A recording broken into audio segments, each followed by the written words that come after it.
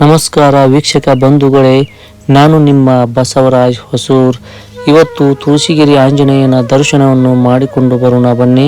ಇದು ಕರ್ನಾಟಕ ರಾಜ್ಯದ ಬಾಗಲಕೋಟೆ ಜಿಲ್ಲೆಯ ಬಾಗಲಕೋಟೆ ತಾಲೂಕಿನಲ್ಲಿ ಬರ್ತಕ್ಕಂತಹ ಸುಕ್ಷೇತ್ರ ತುಳಸಿಗಿರಿ. ಈ ತುಳಸಿಗಿರಿ ಎಂಬ ಹೆಸರು ಇಲ್ಲಿ ಯಥೇಚ್ಛವಾಗಿ ತುಳಸಿ ಗಿಡಗಳು ಬೆಳೆಯುತ್ತಿದ್ದಂತೆ ಆ ಕಾರಣ ತುಳಸಿಗಿರಿ ಎಂದು ಹೆಸರು ಬಂದಿತ್ತು ಅಂತ ಹೇಳುತ್ತಾರೆ. ಇದು ಬಾಗಲಕೋಟೆಯಿಂದ 15 ಕಿಲೋಮೀಟರ್ ಇರುವುದರಿಂದ ಮತ್ತು ಬಸ್ಸಿನ ಸೌಕರ್ಯವೇ ಮತ್ತು ಗದ್ದನಕೆರೆ ಕ್ರಾಸದಿಂದ 7 ಕಿಲೋಮೀಟರ್, ಕಲಾದಗಿಯಿಂದ 6 ಕಿಲೋಮೀಟರ್ ಇರುತ್ತದೆ. ತಾವು ಇಲ್ಲಿಗೆ ಬರಲು ವಾಹನ ಸೌಲಭ್ಯಗಳಿವೆ. ಇದು ಬೆಳಗಾವಿಗೆ ಹೋಗುವ ರಾಷ್ಟ್ರೀಯ ಹೆದ್ದಾರಿಗೆ ಹತ್ತಿರವಾಗಿದೆ. ನಾವು ನೋಡಬಹುದು. ಹೀಗೆ ನಾವು ಗುಡಿಯ ಸಮೀಪ ಬಂದೆವು. ಇದು 11ನೇ ಶತಮಾನದಲ್ಲಿ ನಿರ್ಮಾಣವಾದಂತಹ ಕಟ್ಟಡ ಎಂದು ಹೇಳುತ್ತಾರೆ. ಗುಡಿಯ ಮುಖ್ಯ ದ್ವಾರ ಹಾಗೆ ದೀಪಸ್ತಂಭವು ತಾವು ನೋಡಬಹುದು. ಎದುರಿಗೆ ಸಣ್ಣ ಸಣ್ಣ ಒಂದಿಷ್ಟು ಗುಡಿಗಳಿವೆ. ಈಗ ನಾವು ನೋಡ್ತಾ ಇರುವುದೇ ಅಂಗಡಿ ಮುಂಗಟ್ಟುಗಳು, ಕಾಯಿ ಹಾಗೂ ಕರ್ಪೂರ, ತೆಂಗಿನಕಾಯಿ, ಬಾಳೆಹಣ್ಣು, ಹೂಗಳು, ಇಲ್ಲಿ ಪೂಜಾ ಸಾಮಗ್ರಿಗಳು ಸಿಗುತ್ತವೆ.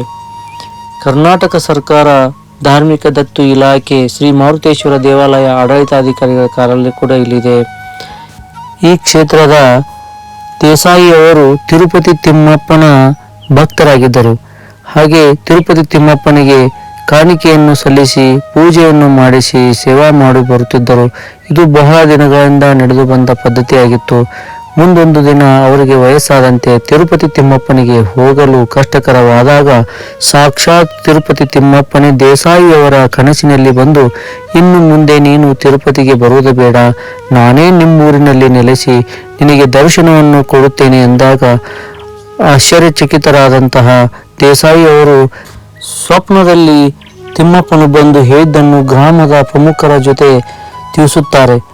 ಹಾಗೆ ಊರಿನವರೆಲ್ಲರೂ ದೇಸಾಯಿಯವರು ಹೇಳಿದಂತೆ ಊರಿನ ಎಲ್ಲ ಕಡೆ ಹುಡುಕಾಡಿದಾಗ ತಿಮ್ಮಪ್ಪನು ಎಲ್ಲಿರಬಹುದಂತೂ ಕೊನೆಗೆ ತುಳಸಿ ವನದಲ್ಲಿ ಒಂದು ಹುತ್ತದ ಒಳಗೆ ಆಂಜನೇಯ ಸ್ವಾಮಿ ಉದ್ಭವ ಮೂರ್ತಿ ಸಿಗುತ್ತದಂತೆ.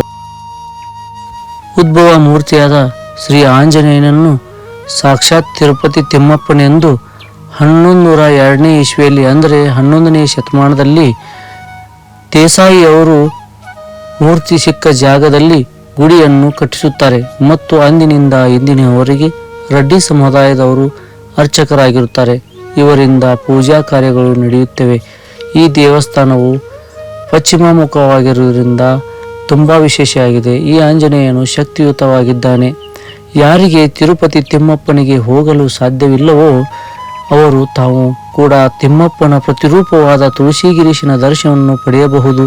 ಹಾಗೂ ಇಲ್ಲಿ ಸ್ವತಂತ್ರ ಹೋರಾಟಗಾರ ವೀರ ಸಿಂಧೂರ ಲಕ್ಷ್ಮಣ ತಾಯಿಯು ಕೂಡ ಸಂಕಲ್ಪ ಮಾಡಿಕೊಂಡು ಇಲ್ಲಿ ತಾಯಿತವನ್ನು ವೀರ ಸಿಂಧೂರ ಲಕ್ಷ್ಮಣಿಗೆ ಕಟ್ಟಿಸಿದ್ದಳೆಂದು ವೀರ ಸಿಂಧೂರ ಲಕ್ಷ್ಮಣ ನಾಟಕದಲ್ಲಿ ತಾಯ್ತದ ಕುರಿತು ಉಲ್ಲೇಖವಿದೆ.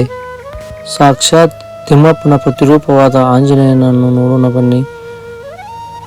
ಆಂಜನೇಯನ ಮುಖದಲ್ಲಿ 3 ನಾಮ ಹಾಗೂ ಶಂಖ ಚಕ್ರಗಳಿವೆ ಅಂತ ಹೇಳುತ್ತಾರೆ. ನಾವು ಈಗ ಆಂಜನೇಯನ ದರ್ಶನವನ್ನು ಪಡೆಯುತ್ತಾ ನಮಗೆ ಸ್ಪಷ್ಟವಾಗಿ ಕಾಣುತ್ತದೆ ಆಂಜನೇಯನ ಮೂರ್ತಿ. ತಾವು ಕೂಡ ದರ್ಶನವನ್ನು ಮಾಡಬಹುದು. ಇಲ್ಲಿ ನಮಗೆ ಹನುಮಂತನ ತಾಯ್ತ ಹಾಗೂ ದಾರ ಫೋಟೋ ಸ್ಟಿಕ್ಕರ್ಗಳು ಸಿಗುತ್ತವೆ. ಈ ದೇವಸ್ಥಾನಕ್ಕೆ ಭಕ್ತಾದಿಗಳು ಮಂಗಳವಾರ, ಶನಿವಾರ ಹಾಗೂ ಅಮಾವಾಸ್ಯೆ ಪೂರ್ಣಿಮೆಯ ದಿನದಂದು ತುಳಸಿಗಿರಿ ಆಂಜನೇಯಗೆ ಬರುತ್ತಾರೆ. 11ನೇ ಶತಮಾನದ ವಾಸ್ತುಶಿಲ್ಪವು ಬಹಳ ಸುಂದರ ಹಾಗೂ ಸೊಗಸಾಗಿ ಇದೆ. ಕಾರ್ತಿಕ ಮಾಸದಲ್ಲಿ ದೂರದ ಊರಿಂದ ಭಕ್ತರು ಪಾದಯಾತ್ರಿಗಳಾಗಿ ಕಾಲ್ನಡಿಗೆಯಿಂದ ಬರುತ್ತಾರೆ. ಬೆಳಗಿನ ಜಾವ ಬೇಗ ಬಂದು ಶ್ರೀ ಆಂಜನೇಯನ ಭಕ್ತಿಗೆ ಪಾತ್ರರಾಗುತ್ತಾರೆ.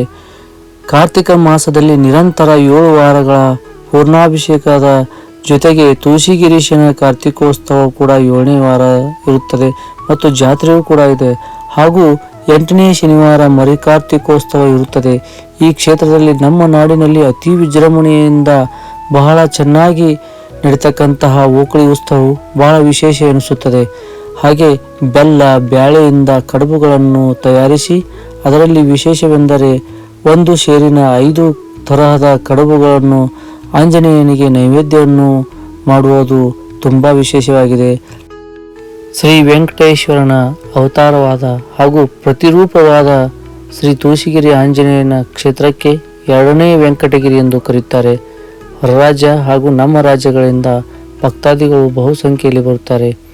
ಇಲ್ಲಿಯವರೆಗೂ ನಾವು ತುಳಸಿಗಿರೀಶನ ಕುರಿತು ಹಾಗೂ ಈ ಕ್ಷೇತ್ರದ ಕುರಿತು ನಿರೂಪಣೆ ಮಾಡಿದಲ್ಲಿ ಸ್ವಲ್ಪ ಏನಾರ ಸಣ್ಣ ಪುಟ್ಟ ಲೋಪದೋಷಗಳಿದ್ದರೆ ಕ್ಷಮಿಸಿಬಿಡಿ. ಹೆಚ್ಚಿನ ಮಾಹಿತಿಗಾಗಿ ನಮಗೆ ಕಮೆಂಟ್ ಮಾಡಿ. ದಯವಿಟ್ಟು ನಮ್ಮ ಚಾನಲನ್ನು ಸಬ್ಸ್ಕ್ರೈಬ್ ಮಾಡಿ, ಲೈಕ್ ಮಾಡಿ, ಶೇರ್ ಮಾಡಿ. ಧನ್ಯವಾದಗಳೊಂದಿಗೆ